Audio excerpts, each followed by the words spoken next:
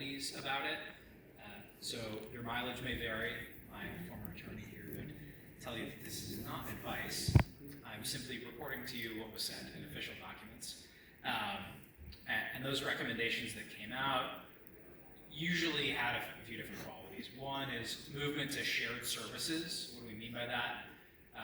Despite what you may think about these companies on other matters of censorship or collusion with totalitarian governments, the heuristic is the larger the surface area, the more a company has to lose with compromise, the bigger their security team tends to be.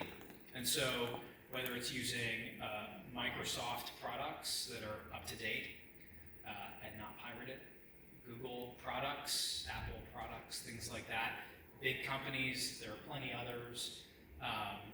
What it means is an internal security team, if a company is using those cloud services, has an ability to see a broad range of attacks that might be targeting their user base of not just your company, but another company as well. They can then transfer lessons learned, make improvements that will not only improve your security, but anyone else using those shared services security as well. So U.S. government documentation from 17 to 21, and I'm pretty sure this is just continuing now, is emphasizing move to shared services. That's one.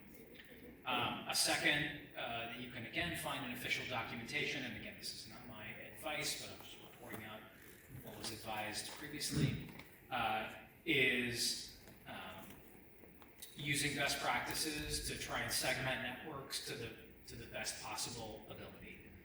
And network segmentation is really important when it comes to critical infrastructure.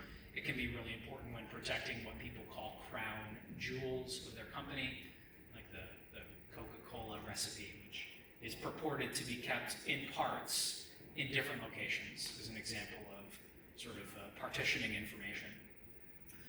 I don't know what else, what other major best practices? We've got shared services, network segmentation.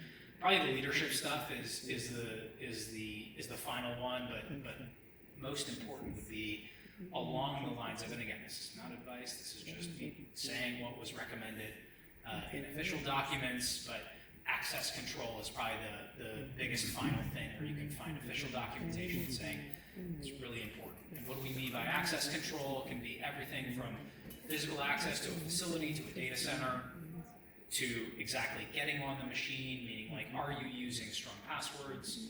Are you using 2 or multi-factor authentication?